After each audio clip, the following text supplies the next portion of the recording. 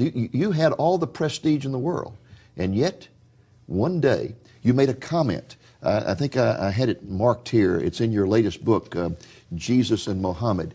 You were a person who questioned things, and you were told at the university, you don't question. You were told that. Exactly. You don't question. And you kept questioning. And one day in a conversation with colleagues, you made this statement. We say the Quran is directly from Allah, but I doubt it. I see in it the thoughts of man and not the words of God. Absolutely. And the moment those words came out of your mouth, you knew your fate was sealed, right? Absolutely. What happened that night? This was happened in a meeting between me and other professors from the university, and they just met with me and they discuss what is going on and what they heard from the student. They was think that I've been under pressure of foreigner influence or Christian influence, or so they just want to find out why I'm doubting Islam, why I'm just so. And I said that this statement to them. And then what happened that night? They become very upset. They kicked me out of the university. They fired me. The university fired me. And in the same day, in evening time, I was kidnapped by Egyptian secret police because they accused me that I convert from Islam. What happened to you after that arrest? They put me in the little cell in the headquarters of Egyptian Secret Service in the middle or the center of Cairo. They put me for 3 days with no food, with no water, and in the 4th day they start to interrogate me. They took me to one of the offices, maybe it's in the 6th or the 7th floors, and interrogating me during a day. And that 4th day they start giving me food and water, and because they want to stimulate me and just want to get information that they can. And they find out during the day they cannot just get what they're looking for. And they start interrogating me during the evening time. So the evening time, it was the time of torture. With cigarette, they burned me with cigarette in different places in my body. And you can see here in my hand. They beat me.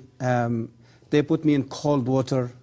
They put me in a little in a tank full, you see, filled with water, and they put hungry rats inside that tank, and they put me inside the tank. So you had rats for crawling over you all night? Whole night, and the rats just swimming over the water, you see, around my head. And did the rats bite you? No, no, at all. This is like Daniel in the lion's den.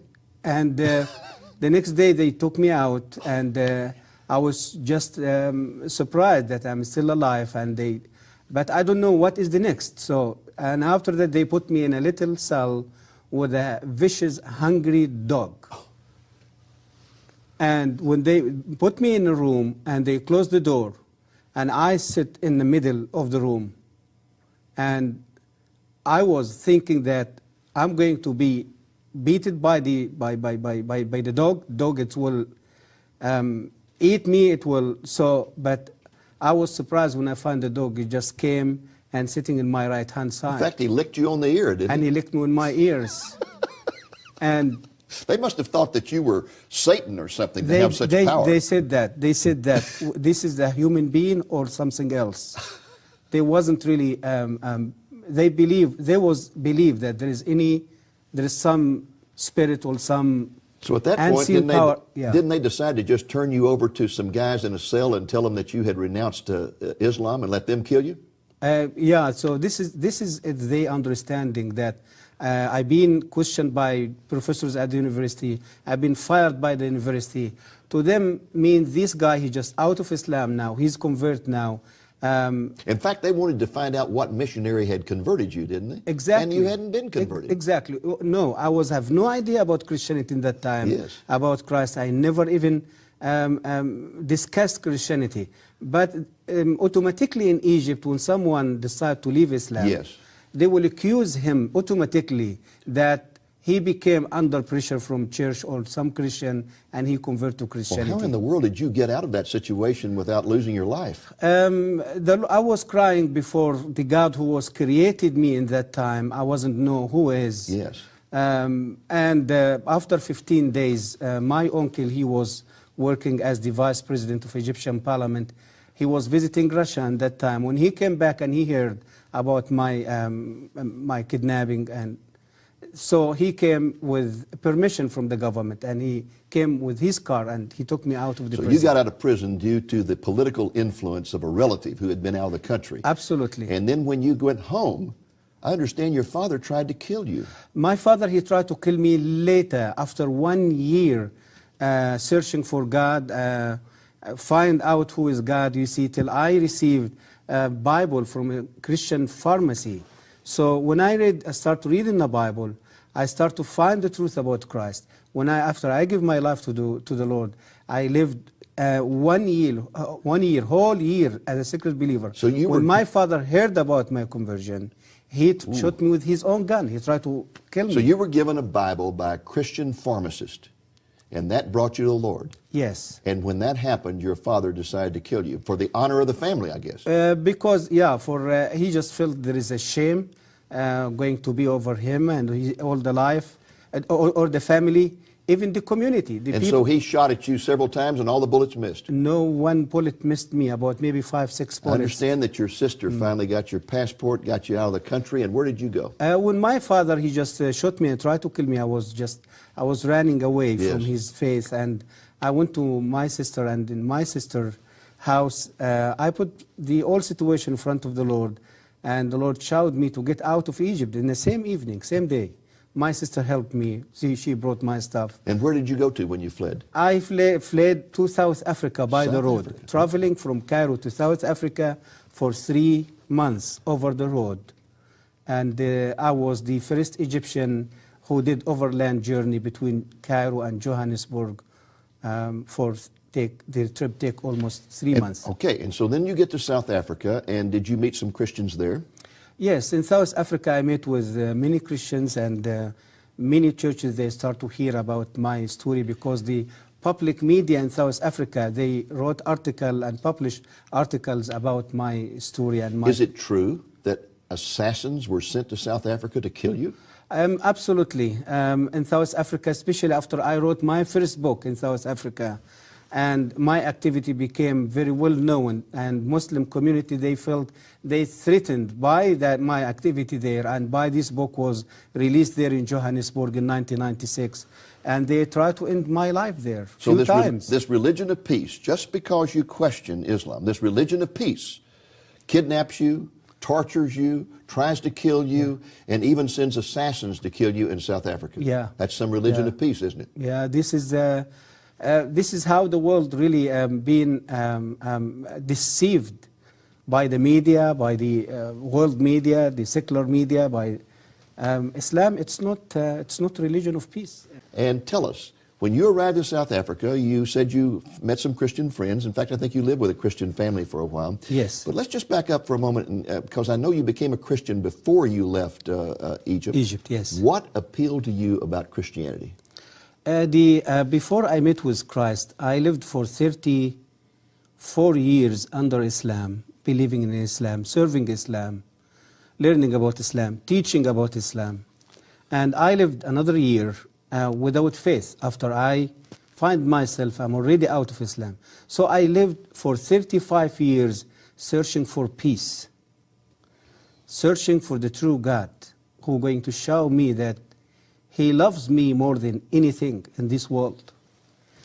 Through the Quran, through the teaching of the Prophet of Islam, I was never experienced something like that. So when I get the Bible and from the doctor pharmacy, before I get the Bible, I lived for a whole year searching for God, asking myself who God can be. I had terrible headache. Every day go to the doctor pharmacy to get headache tablets. So, and finally she gave me the Bible and she gave me the headache tablets. I took the Bible in one hand and headache tablets in another hand. When I started reading the Bible, I met with the Lord Jesus Christ face to face through the Sermon of the Mount in Matthew chapter 5, telling me about love. Love your enemy. Not kill your enemy. Not kill your enemy. So the word of the Bible, the word of Jesus Christ, and that evening came to me is just like a beautiful rain. And so you began to find the peace that had eluded you all those years. Exactly. For peace, forgiveness. I felt for the first time that my sins has been forgiven. Hallelujah. And I being justified already by the blood of Jesus. I was lived for 35 years with guilt. The guilt of my sin, the guilt of living as a lost person. I don't know who going to forgive my sin. I don't know who going to rescue me from the punishment of Allah. I do have no assurance that I can be in the right place, you see, to live the eternity. In Islam, you never really know for sure whether you're saved or not. Muhammad didn't know whether he was saved or not. Absolutely not. Isn't that something? Yes, this is true. Now, very quickly, we only have about 2 minutes in this segment. When you finally got to the United States, you were given religious asylum in this country. Yes. And you had a remarkable experience in Washington, D.C. when somebody said that there was a Muslim imam who was going to be speaking at a university. George Mason University. And you went to hear him speak. Yes. And what did you find out about I went there, I shocked, I found this man, he was a Baptist pastor from Texas. A Baptist pastor from Texas? Yeah, and he converted to Islam. And he now preaching, you see, for Islam in George Mason University and sharing his testimony.